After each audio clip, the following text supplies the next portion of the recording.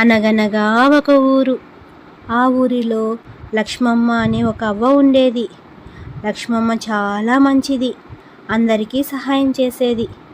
ముఖ్యంగా వంట చేయడం అంటే ఆమెకు చాలా ఇష్టం. ఆమె చేసే వంటలు గ్రామం అంతా ప్రసిద్ధి. ఆమెకు ఒక మనవడు ఉండేవాడు. అతని పేరు బాలు. కానీ బాలు గురించి అందరూ ఒకటే మాట అనేవాళ్ళు, అతను చాలా తిండిపోతు అని. రోజంతా అతను ఎప్పుడూ ఒకే మాట అడిగేవాడు, అవ్వా, తినడానికి ఏమైనా ఉందా? ఒకరోజు ఉదయం, అవ్వా, నాకు చాలా ఆకలిగా ఉంది, ఏం వంట చేశావు? ఇప్పుడే ఉప్మా చేశాను, వేడివేడిగా ఉంది, కూర్చో.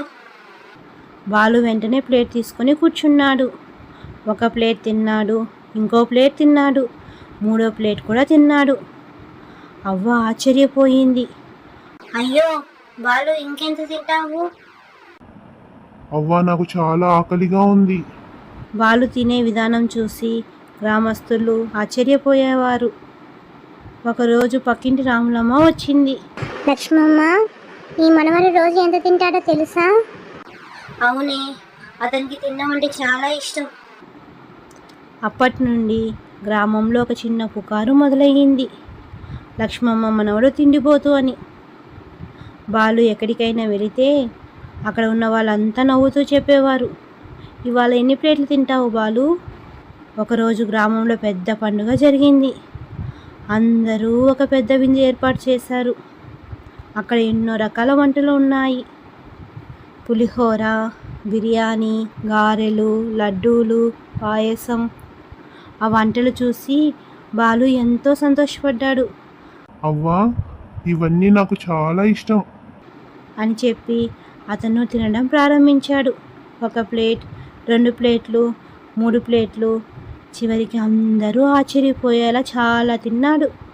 గ్రామస్తులు ఒకరినొకరు చూసుకొని అన్నారు, అయ్యో, ఆ బాలు ఎంత తిన్నాడో చూసావా? ఇంత తినేవాడిని మేమెప్పుడు చూడలేదు. అవును, అతను 5గురికి సరిపడేదంతా తిన్నాడు. అందరూ అలా ఎగతాళి చేయడం అవ్వ దూరం నుండి చూసింది. దాంతో బాధగా ఇంటికి వెళ్ళిపోయింది. తన మనవడిని అందరూ తిండిపోతు బాలు, తిండిపోతు బాలు అని ఎగతాళి చేయడంతో అవ్వ చాలా బాధపడింది. చిన్నప్పుడే ప్రమాదంలో బాలు అమ్మా నాన్నలు చనిపోయారు. దాంతో అవ్వే బాలుని చిన్నప్పటి నుండి తల్లిదండ్రులు లేని పిల్లాడు అని కాస్త గారాబంగా పెంచింది.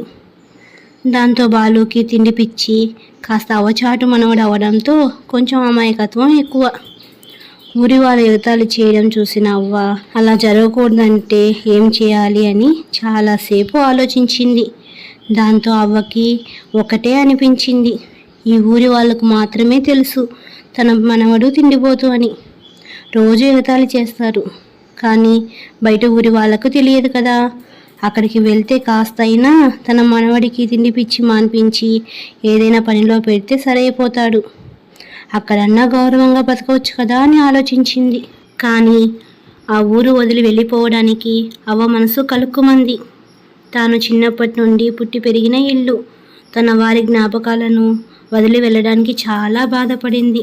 కానీ చేసేదేమీ లేక తను తన మనవడు గౌరవంగా బతకాలంటే తప్పదు అని గుండె రాయి చేసుకుని వాళ్ళు వెళ్ళడానికి ఒక మంచి రోజు చూసుకుంది. ఈ విషయం తన మనవడికి చెప్పాలనుకుంది. ఒరే బాలు, ఇటురా, నీకు ఒక విషయం చెప్పాలి. ఏంటవ్వా, లడ్డు ఏమైనా ఇస్తావా? ఏంటిరా, ఎప్పుడు తిండిపోలేనా నీకు? కొంచెమైనా తెలుస్తుందా? అందరూ నేను ఎంతలా ఎగతాళి చేస్తున్నారు, తిండిపోతు బాలు, తిండిపోతు బాలు అని. అవునవ్వా, కానీ నేనేం చేయను? చిన్నప్పటి నుండి నువ్వే కదా నాకు బాగా తిండి అలవాటు చేశావు. మరి నాకేమో ఆకలి ఎక్కువ. అదేనా నా కొంప ఉంచింది. తల్లిదండ్రులు లేని పిల్లాడివని కాస్త గారాబం చేశాను. ఇంకైనా కాస్త మారు, మనం ఈ ఊరు వదిలి వేరే ఊరు వెళ్ళిపోదాం. ఎందుకవ్వా? అక్కడ తినడానికి తిండి బాగా దొరుకుతుందా? అయ్యో, ఏమిరా నువ్వు? ఇక్కడ జరిగే అవమానం భరించే కన్నా వేరే ఊరు వెళ్ళైనా గౌరవంగా బ్రతుకుదాం, ఏ పనో పాటో చేసుకొని. నైనా బాగా వినురా, అక్కడ నీకు ఏదైనా పని చూస్తాను. ఇద్దరం పని చేసుకుని బ్రతుకుదాం. పనిలో పడితే తిండి దాస ఉండదు. అక్కడ కూడా నువ్వు పొద్దుస్తమాను తిండి తిండి అని గోల చేసి వాళ్ళ ముందు కూడా ఎగతాళి పడుకున్నాయనా, సరేనా? సరేలే అవ్వా, ఇంకేం చేద్దాం, నువ్వు చెప్పినట్టే ఉంటానులే. అలా వాళ్ళు మరుసటి రోజు సూర్యోదయం కాగానే వాళ్లకు కావలసిన సామాను సర్దుకొని బయలుదేరారు. వాళ్ళ గ్రామం నుండి పక్కన ఉన్న ఊరు వెళ్ళాలంటే మధ్యలో ఒక పెద్ద అడవి దాటాలి. అలా అవ్వ మనవడు కాలినడకన అడవిలో ప్రయాణిస్తూ ఉన్నారు. ఇంతలో గాలి వేగంగా వీస్తుంది. దానికి చెట్లు బలంగా కదులుతున్నాయి. దుమ్ము విపరీతంగా వ్యాపించింది.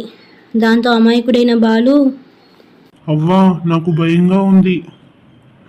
భయపడకు నాయనా, ఏమీ కాదులే, చిన్నగా నడువు.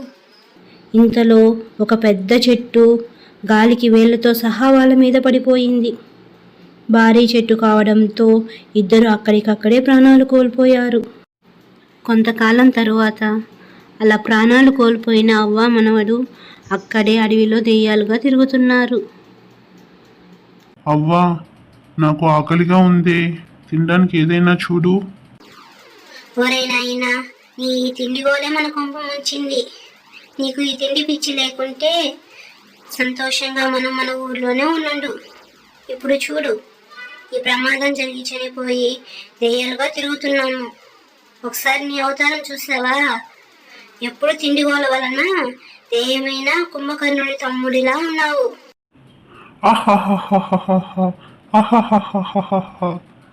నా గురించే చెప్పాలి. ఒకసారి నువ్వు చూడు, ఎంతో చక్కగా ఉండేదానివి, ఇప్పుడు ఎలా ఉన్నావో. నిన్ను చూస్తే నాకే భయం వేస్తుంది. చాలేరా, చిన్న పెద్ద లేకుండా. అవ్వా, నాకు చాలా ఆకలిగా ఉంది, ప్లీజ్ తినడానికి ఏమైనా తీసుకురా. ఇంకా తప్పుతుందా? దెయ్యమైనా నాకు మనశ్శాంతి లేదు. ఎప్పుడు నీ తిండి ఏర్పాటు చేసే సర్వెంట్ అయ్యాను నేను. సర్లే, చూస్తాను. నువ్వు మాత్రం గోల చేసి అందరినీ భయపెట్టకుండా ఉంటే చాలు. నువ్వు చేసే రచ్చకి జనం భయపడ్డారంటే దెయ్యం ఉందని ఇటు ఎవ్వరూ రారు. దాంతో వాళ్ళు తెచ్చుకున్న ఆహారం దొంగిలించే అవకాశం కూడా ఉండదు. ఆకలితో చేస్తావు, నీకు ముందే చెప్తున్నా. అయినా నా పిచ్చి కానీ నువ్వు ఆల్రెడీ చనిపోయావుగా. సరే, నేను ఇక వెళ్తున్నా అంటూ అవ్వ అడవిలోకి వెళ్ళింది. గాలిలో తిరుగుతూ బాటసారులు ఎవరైనా కనపడతారేమోనని చుట్టూ చూస్తూ ఉంది. అలా చాలా సమయం తర్వాత అవ్వకి ఒక సమూహం కనిపించింది. వాళ్ళ దగ్గర చాలా తినుబండారాలున్నాయి. వాళ్ళు హాలిడేస్ అని పిక్నిక్ ప్లాన్ చేసుకొని చాలా ఐటమ్స్ వాళ్ళతో తెచ్చుకున్నారు. లడ్డూలు, లెగ్ పీసెస్, బిర్యానీ, కర్రీస్ అవన్నీ చూసేసరికి అవ్వకి సంతోషం పట్టలేకపోయింది. అబ్బా, ఎంత ఆహారం ఉంది వీళ్ళ దగ్గర. మా తిండి పిచ్చోడికి ఇవన్నీ తీసుకెళ్తే 2 రోజులైనా సరిపోతాయి. దీనివల్ల అయినా 2 రోజులు నాకు ఆహారం సేకరించే బాధ తప్పుతుంది అని అవ్వ వాళ్ళు తెచ్చుకున్న బ్యాగ్స్ దగ్గర ఉన్న ఆహారం మొత్తం మాయం చేసింది. కాసేపటికి తినడానికి వచ్చిన వాళ్లకు అక్కడ ఏమీ కనిపించలేదు. పాత్రలు కూడా లేకపోవడంతో భయపడి ఇక్కడ ఏదో ఉందని భయంతో అక్కడి నుండి పారిపోయారు. అలా ఆహారం దొంగలించిన అవ్వ తన మనవడి దగ్గరికి చేరేసరికి చీకటి పడింది. ఎంతో ఆకలితో ఎదురు చూస్తున్న బాలు దెయ్యంకి అవ్వ రావడం కనిపించడంతో సంతోషం పట్టలేకపోయాడు. ఇదోరా నాయనా, ఎంతో కష్టపడి వాళ్ళ దగ్గర నుండి మొత్తం ఆహారం పట్టుకొచ్చేసాను. ఇదంతా నీకు 2 రోజులైనా సరిపోతుంది కదా. 2 రోజులా? ఏంటవ్వా నువ్వు? ఈ మొత్తం నాకు ఈ రాత్రికే సరిపోతుంది. మళ్ళీ రేపు పొద్దున్నే ఆకలేస్తుంది కదా. ఓరి దేవుడా, ఏంటి నాకు ఈ కర్మ. బతుకున్నప్పుడే నయం, కొద్దో గొప్ప తిని ఊరుకుండేవాడివి. ఇప్పుడు చచ్చి కుంభకర్ణుడికి తమ్ముడయ్యావు. నీకు ఇంతింత ఆహారం ఎలారా తెచ్చేది రోజు? అంటూ అవ్వ తల పట్టు కూర్చుంది.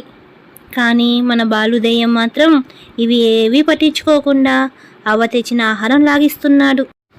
ఇలా కుంభాలు కుంభాలుగా తినే బాలు దెయ్యానికి రేపు అవ్వ ఎటువంటి మార్గం వెతుకుతుందో నెక్స్ట్ ఎపిసోడ్లో చూద్దాం. ఇటువంటి మరిన్ని దెయ్యం కథలు చూడాలంటే వెంటనే మన తెలుగు స్టోరీస్ ఛానల్ని సబ్స్క్రైబ్ చేయండి.